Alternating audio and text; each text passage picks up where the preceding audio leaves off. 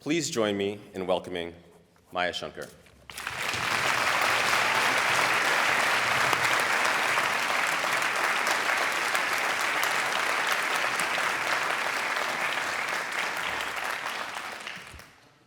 A little shorter than you Weston, so I got to bring the mics down. Good afternoon, everyone. President Wetzel, Provost Meyer, Dean and Director Sprott, MAP Artistic Director McGill, Pre-College Artistic Advisor Kaplinski, distinguished teachers and staff, my former conductor, Adam Glazer, friends and family, and of course, the graduating class of 2023. I want to congratulate you on this momentous occasion. I hope you are filled with pride over what you have all achieved. It is one of the greatest honors of my life to be invited to give the commencement speech at a school that played such a formative role in my development. I'll admit, I was pretty nervous in the lead up to this speech, but then I remembered that the last time I was on this stage, I had to perform Tchaikovsky, and now I simply need to speak words. Today, I'd love to share 3 lessons with you that I've learned over the years. I'm hoping they might be helpful to you as you embark on this next and exciting chapter of your lives. For the first lesson, let's travel back to when I was 6 years old, when I first asked my parents if I could play the violin. My 3 older siblings had opted for the clarinet, the trumpet, and the flute, but I was drawn to the violin because my grandmother had played it in a traditional Indian style as a little girl, and I adored my grandmother. I began by learning the Suzuki method, and after a year or so, my parents noticed that while they had to nudge me to do lots of things, they rarely had to remind me to practice the violin. I was all in. To help nurture my growing passion, my mom found a local violinist who was willing to take me on as his first ever student. His approach was unconventional. I never played scales or etudes or learned proper vibrato technique or the right way to shift across the fingerboard. Instead, we skipped straight to the joy of playing pieces. I simply watched and mimicked, letting my instincts guide me through the music. This was my experience until one spring afternoon when I was 9 years old. My mom and I were in New York City for the weekend, and I had my violin with me. We walked over to Lincoln Center so that I could see Juilliard up close. By that point, I knew of Juilliard and the all-time greats it had helped nurture. Yo-Yo Ma and Midori had been my favorites. I'd watched a recording of Midori's Carnegie Hall recital dozens of times on my living room TV. And so, as I stood by the entrance of Juilliard that day, I felt goosebumps, imagining all the remarkable musicians who had walked in and out of this building. I resolved to practice harder that next day. Suddenly, my mom looked at me and said very matter-of-factly, "Hey, why don't we just go in?" "What do you mean, just go in?" I thought she was nuts. "What's the worst thing that can happen, Maya?" she asked me. I could think of many worst-case scenarios, but I agreed, and within minutes, we were in the lobby, with my mom asking the staff if we could take a look around. There, we struck up a conversation with a young student named Nicole and her mom. They were rushing off to the 4th floor for a violin lesson with Nicole's teacher, but invited us to join them for the elevator ride so that we could keep our conversation going. Nicole was studying under one of Juilliard's all-star professors, Dr. Wan Bin Im. Dr. Im had studied under Dorothy DeLay, who, as you might know, taught legends like Itzhak Perlman. Just when I thought my mom couldn't pull out any more surprises, she turned to Nicole's mom with a question. Could they kindly introduce us to Dr. Im after their lesson? Amazingly, 1 hour later, I found myself playing the first movement of the Bach Violin Concerto for Dr. Im. After I finished playing, Dr. Im expressed what can charitably be described as muted enthusiasm. It was clear that while I had strong musical instincts, I did not have the technical skills needed to get into a place like Juilliard. But he told me that he was taking residence at the Aspen Music Festival that summer, and would be willing to take me on as a temporary student to see if we could level up my skills in advance of the Juilliard audition in late August. I was giddy with excitement. That summer was a total game changer for me. Dr. Im was a fantastic teacher. He put me through a rigorous boot camp, and after hours of intense practice every day for months, I finally completed my Juilliard audition. A few weeks later, we got a call from Dr. Im. "Hello, Mrs. Shankar," he said to my mom. "Is there any chance Maya's name is actually Anna?" My mom politely answered that no, Anna was not my name. Dr. Im then explained that he had received the list of accepted students at Juilliard, and a certain Anna Shankar had been on the list. I remember thinking I'd be happy to go to a court right there and then to register a name change. I had only lived 9 years on this planet as a Maya. I could become an Anna if that's what the situation required of me. But thankfully, Anna turned out to be me, or I turned out to be Anna, or whatever. The point is, someone somewhere had made a typo, and I was able to both keep my real name and enroll at Juilliard in the fall. This brings us to the first lesson I want to share with all of you. It's about the power of what you might call imaginative courage. Imaginative courage is what my mom modeled for me by envisioning a path to Juilliard in the first place. She was unafraid to ask the questions that opened up opportunities I hadn't imagined for myself. Why don't we just go in? What's the worst that can happen? Might it be possible to meet Dr. Im? By the way, I should note that my mom is here in the audience today. Hi, Mom.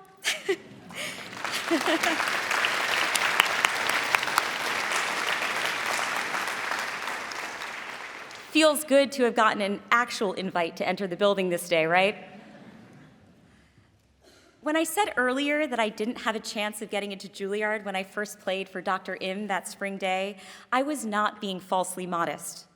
Dr. Im later confessed to my mom that when he first heard me play, he also felt my chances were slim, but that he, quote, appreciated Maya's enthusiasm.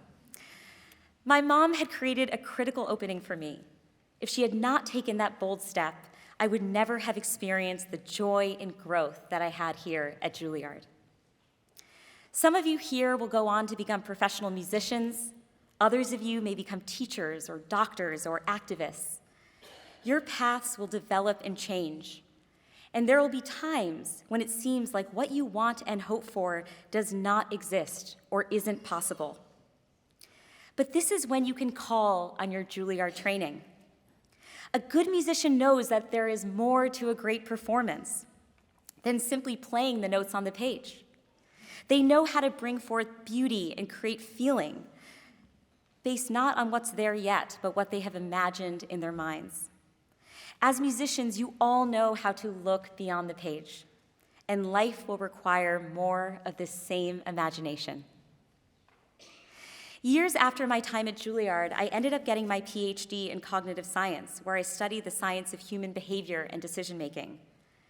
I realized that rather than work in a lab, which was the expected path, I wanted to use my knowledge to improve how we design government programs and policies so that they could better serve people. But there was no such position available to apply for. And so, I did for myself what my mom had once done for me. I asked questions and took a bold step. Why don't I just go in? What's the worst that can happen? I sent a cold email to an advisor in the Obama White House, asking if they'd be willing to create a new position for someone with my training, and ideally hire me for the role. Days later, I was interviewing with the White House, and they ended up hiring me. My years working in public policy ended up being some of the most rewarding and impactful of my life. And they wouldn't have happened if I hadn't been inspired by my mom to imagine something beyond the existing page. Okay, now back to my story with the violin. After I was accepted at Juilliard, my life assumed a new rhythm. Every Saturday, my mom and I would wake up at 4:30 in the morning to catch a train from Connecticut to New York so I could take part in a full day of classes. You all know the drill, private lessons, orchestra, music theory, ear training, scale class, master classes, chamber music, and of course gossiping about who got what part and who we had crushes on. By the way, Shunsuke Sato, if you ever hear this, I recently discovered diary entries about you in which I wrote things like, "Oh my God, he is so good at the violin. We could play a duet at our wedding, but he'd definitely be the first violin part." All my Juilliard training began to pay off. I started winning concerto competitions and soloing with orchestras. In the Juilliard pre-college orchestra, the distance between Shunsuke's concertmaster chair and my chair began to decrease. When I was 13, Itzhak Perlman invited me to be his private violin student. Mr. P, as we affectionately called him, gave me the vote of confidence I needed to start believing I might be able to go pro one day. But then, one summer morning when I was 15, I was at the Perlman music program practicing Paganini's challenging Caprice No. 13. I was struggling to get this one passage right, and I overstretched my finger on a single note. I heard a pop. It was not a string that had popped, but a tendon in my hand. For months, I remained in denial about my injury. I continued to play through pain until the pain got so severe I needed surgery. And when that wasn't successful, doctors finally told me I had to stop playing altogether. I found myself grieving not just the loss of the instrument, but also the loss of myself. If I was in an airport without a violin strap around my shoulder, it felt like I was missing a limb. The violin had defined me for so long, and without it, I felt stuck.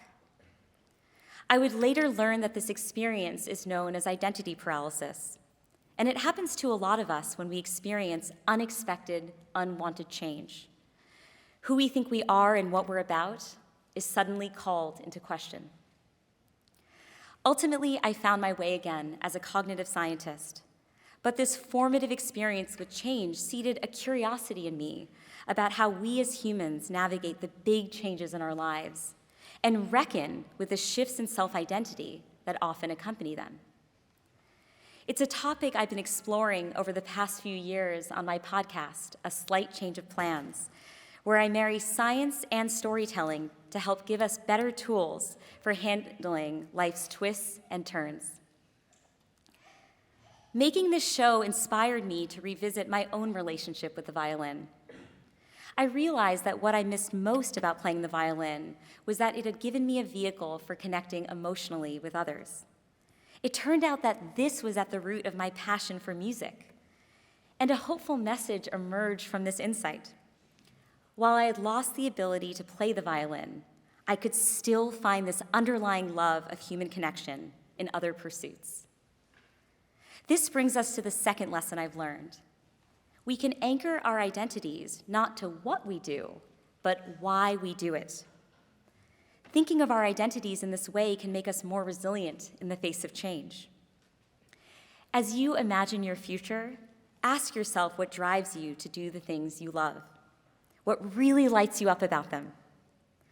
Connecting emotionally with people is what makes me tick. For you, it might be a love of storytelling or learning new things or challenging yourselves or helping others. Whatever it is, remember this can help you feel grounded during periods of uncertainty, guiding you towards your next steps while still retaining the core of who you are.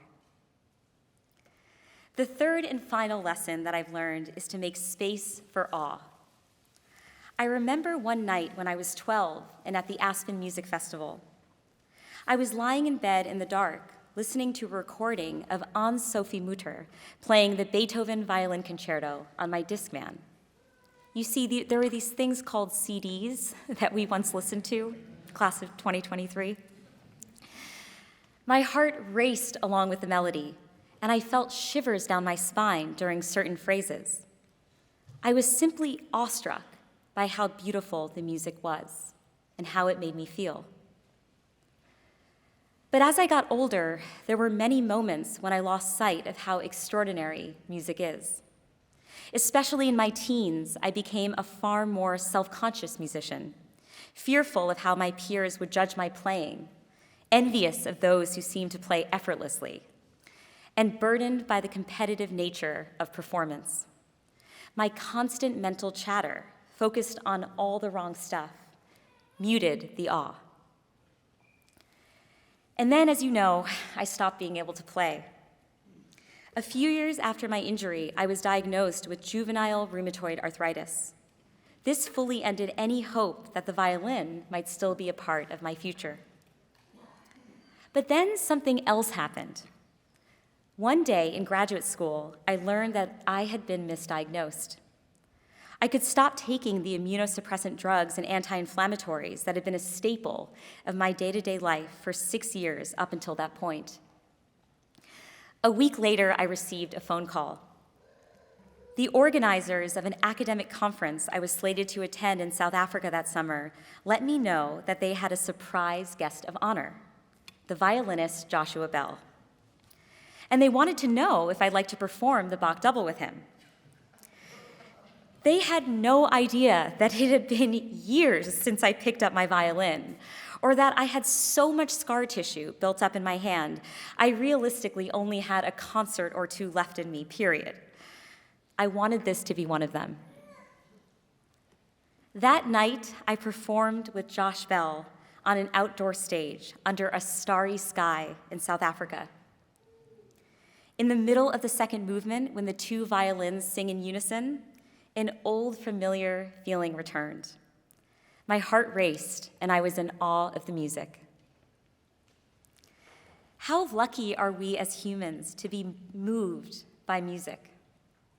It is remarkable that a collection of musical notes, arranged just so, can bring us to tears. Whether it's the Beethoven Emperor Concerto or Taylor Swift's All Too Well 10-minute version, it is really great. Feelings of awe can help us tap into better versions of who we are as humans. Research shows that in the presence of awe, we focus less on ourselves and more on others. We become more generous, and we're more inclined to feel that we are part of something bigger than ourselves. Today, as you celebrate what you have achieved, and you begin to anticipate the joys and challenges that lie ahead, remember to practice imaginative courage. Remember that who you are is far richer than you may think. And seek out awe because it can inspire you to connect with the best parts of yourselves. I cannot wait to see the impact you each have on this world. Congrats again, and thank you so much.